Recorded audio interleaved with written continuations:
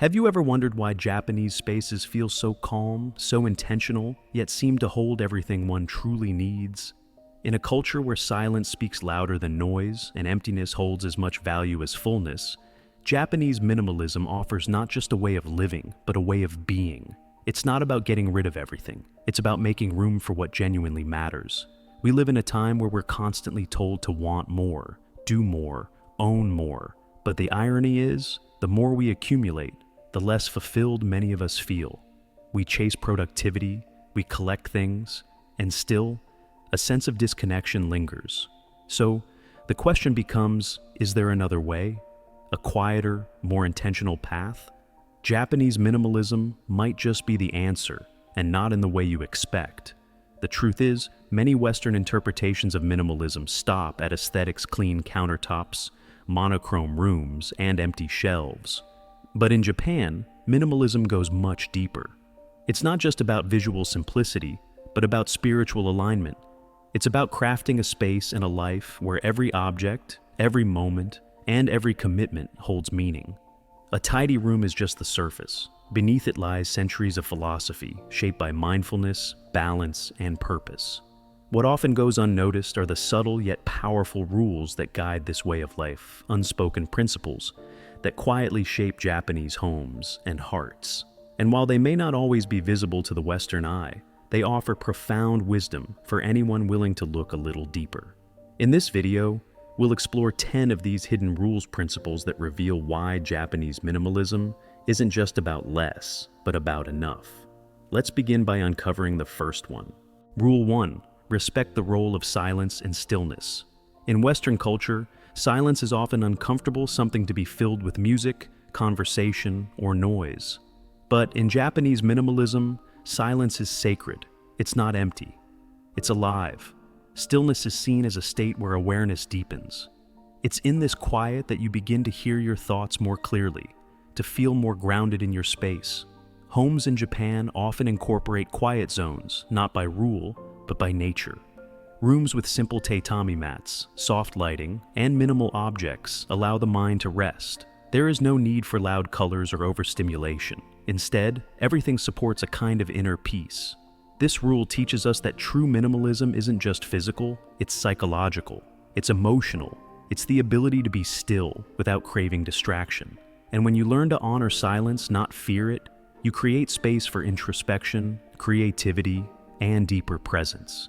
Try sitting quietly in your home, even for just 5 minutes. No music, no phone, no agenda. Let your mind settle. It might feel unfamiliar at first, but over time, you'll find that this silence becomes a kind of refuge. Rule 2. Embrace imperfection with grace. One of the most beautiful principles hidden within Japanese minimalism is wabi-sabi, the appreciation of the imperfect, the impermanent, and the incomplete. While Western ideals often lean toward perfection, symmetry, and polish, wabi-sabi invites you to see the beauty in flaws. A cracked teacup, a weathered table, the way sunlight filters unevenly across a room. These aren't seen as defects, but as stories, marks of time and character. This rule invites you to let go of the need for your space to look perfect, and instead focus on whether it feels honest. That slightly faded cushion you've had for years, it carries comfort. That chipped bowl, it's been part of countless meals. There is richness in these overlooked details. Rather than constantly replacing what ages, the Japanese often restore, repair, and continue to use objects with care. Not because they can't afford new things, but because they choose to honor what already exists. Try this. Walk through your space and look for one item you might have been tempted to toss or replace. Can you see it differently now? Can you appreciate it for what it is not, despite, but because of its age, its wear, its story? That small shift in perspective is the beginning of seeing value in what's real, not what's polished. Rule 3. Design for flow, not for display. One of the most overlooked principles of Japanese minimalism is that space is meant to serve you, not impress others. In the West, there's often an invisible pressure to decorate in a way that's Instagram-worthy, to create spaces that look impressive but aren't necessarily comfortable. But in Japan, the goal is different. Every space is designed with the flow of life in mind. Movement matters, accessibility matters, comfort matters. Instead of stuffing rooms with furniture or wall-to-wall decorations, Japanese homes often leave parts of the room intentionally bare. Not because something is missing, but because space itself has value. It gives your body room to move, your eyes a place to rest, and your mind the chance to breathe. The layout of a room is guided by how it's used. A cushion might double as a seat or a meditation spot. A low table might be cleared in seconds to transform the space. Everything is fluid. Function drives form, not the other way around. That's why you'll rarely see overly fixed arrangements in traditional Japanese interiors. Flexibility is built into the design, allowing the home to adapt to the moment, not resist it. And this extends to your personal life as well. When your space allows for movement physically and mentally, you start to feel more adaptable too. The stress of maintaining an ideal image fades, and in its place comes a feeling of lightness. You begin to experience your home not as a stage to perform on, but as a sanctuary to live in. Rule 4. Let the natural in. Another hidden rule lies in something many Westerners overlook: the intentional connection to nature within the home. Japanese minimalism doesn't isolate you from the outside world, it brings it in. The soft grain of untreated wood, the shifting shadows from sunlight, the presence of a small plant or seasonal flower arrangement, these aren't just aesthetic choices. They are reminders that life flows, changes, and continues. Nature isn't an afterthought in Japanese design, it's essential. Even in the middle of a busy city, homes are crafted to invite elements of the outside world inside through natural materials, quiet colors, and windows that frame the sky. The idea is to be in constant dialogue with the environment, not separated from it. For Western audiences, this can be a powerful shift in mindset. Rather than treating your home like a sealed box, try asking, where is nature allowed to live here? Do you see the sunrise from your window? Can you hear the rain when it falls? Even something as simple as a wooden spoon or a linen cloth can create a soft, grounded feeling that plastic never will. Start by noticing, then inviting. A bit more light, a little fresh air, something green on your table. Slowly your home becomes not just a shelter, but a living, breathing extension of the natural world. Rule 5. Let empty space speak. While Western design often seeks to fill every wall, shelf, or corner, Japanese minimalism invites something radically different: the intentional use of empty space. In Japanese culture, space isn't considered a void, it's a presence, a pause, a breath between the elements. And this concept, known as ma, is one of the most misunderstood by Westerners. Ma is what makes a room feel calm rather than cramped, meaningful rather than overdone. It's the space between objects that gives each one its own identity. Imagine a scroll hanging on a plain wall with nothing else around it. That emptiness isn't lack, it's framing. It creates focus. It allows beauty to stand alone, undisturbed. In Western homes, we often feel the urge to fill more photos, more art, more furniture, thinking that more means richness. But in Japanese minimalism, restraint is what creates meaning. To embrace ma, you don't need to remove everything. You just need to shift your attention.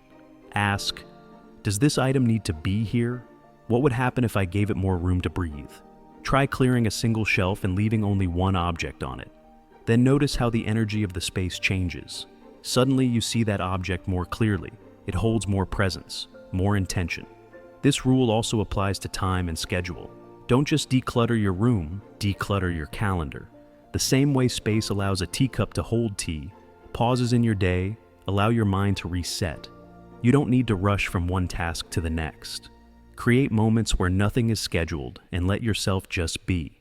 That space will restore you in ways that productivity never can. Rule 6. Let light lead the way. Another hidden rule of Japanese minimalism is how they treat light not just as a necessity, but as a design element. In many traditional homes, lighting is soft, indirect, and often comes from natural sources. Shoji screens diffuse sunlight, turning it into a gentle glow. Lamps are placed low to the ground. Shadows are not seen as flaws, but as textures of mood and warmth. In contrast, Western spaces are often brightly lit from every angle, but too much uniform lighting can flatten a room and overstimulate the senses. Japanese minimalism invites a slower, more intimate relationship with light. It's about enhancing the feeling of a space, not erasing it. Light becomes a companion to stillness, a quiet collaborator that helps you settle into yourself. You can bring this into your own life with just a few changes. Swap out harsh white lights for warm tones. Use dimmers if possible. Let daylight do most of the work during the day. And in the evening, choose lamps that create pools of light instead of flooding the room.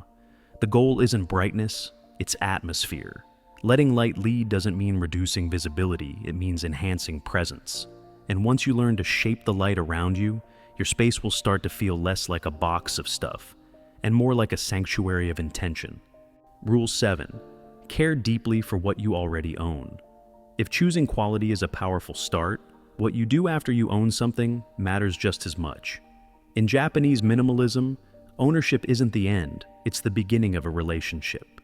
Western habits often lean toward disposal. When something breaks, we throw it away. When it gets old, we replace it. But in Japan, there's a quiet reverence for objects already in your life. They are not just tools or decorations. They are part of your personal world. This is why repair is such a respected act in Japanese culture.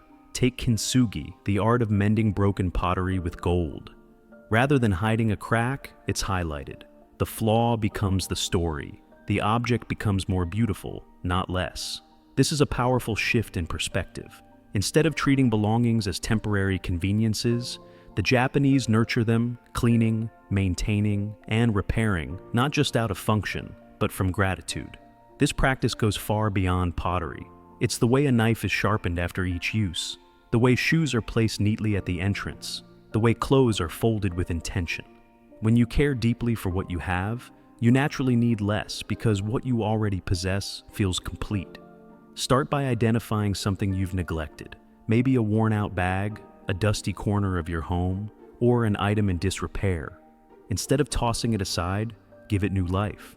Polish it, fix it, appreciate it. In that simple act, you'll begin to understand what Japanese minimalism truly values. Not just things, but the respect and presence you bring to them. Rule 8. Design your life around rituals, not just routines. This next rule often goes unnoticed, especially in the fast-paced rhythm of Western culture. Routines tend to be mechanical brushed teeth, brewed coffee, rushed emails. But in Japan, the smallest daily acts can become quiet rituals, grounding the day in presence. Making tea is not just making tea, it's a process, a moment, a pause. And that's what transforms the ordinary into something sacred. Minimalism in Japan isn't just visual, it's experiential. It's how you fold clothes, how you serve a meal, how you enter a room. The attention you give to these seemingly minor acts adds richness and rhythm to life. Western lifestyles often emphasize speed and efficiency, but Japanese culture teaches us that slowness is not a weakness, it's a form of respect. To your body, to your time, to the moment itself. Think about one part of your day that feels rushed, maybe how you get dressed, or how you eat. What would happen if you slowed it down, just slightly? Could that daily task become a grounding ritual instead of a blur? The goal isn't to become rigid or overly ceremonial, it's to bring more presence into what you're already doing. By transforming routines into rituals, your day becomes filled with texture. You start to feel more anchored, less scattered. And this emotional clarity feeds directly into your environment because how you move through life is reflected in how you shape your space. Rule 9, live with intention, not interruption. Once we begin to appreciate space, gratitude naturally starts to grow. But to truly embody Japanese minimalism, we must also examine the rhythm of how we live. One of the most hidden yet transformative rules is this: live with intention, not interruption. In Western culture, our lives are increasingly defined by constant alerts, multitasking, and the pressure to always be doing. We pride ourselves on productivity, but often lose the thread of presence. In Japanese culture, intentionality is woven into everyday life. Whether preparing a cup of tea or sweeping a floor, actions are done mindfully with full attention. Time is not something to be fought against, but something to harmonize with.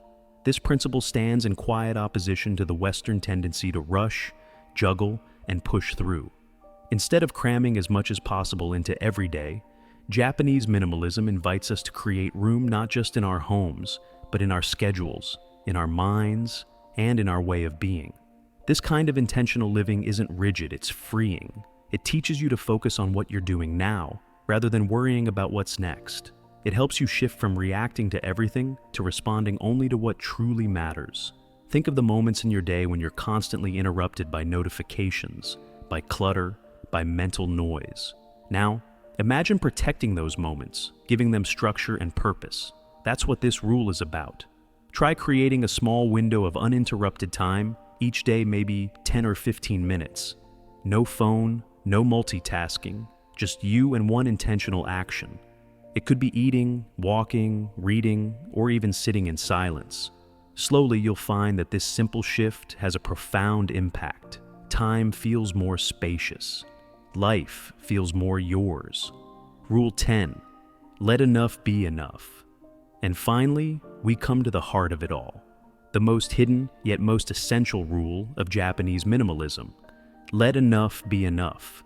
In a world that constantly tells us to want more, do more, be more, the idea of being content with what already is might feel radical. But in Japan, this quiet contentment is a sign of strength, not surrender. Letting enough be enough doesn't mean settling. It means recognizing sufficiency. It's the point where striving gives way to savoring. It's the realization that peace doesn't come from the next purchase, the next upgrade, the next milestone, but from the gentle acceptance that what you have, who you are, and where you are right now is already complete in its own way. This rule invites you to slow down the chase, to notice the joy in a simple meal, the satisfaction of a clean space, the presence of a single flower on a table, to stop measuring life by accumulation and begin measuring it by depth.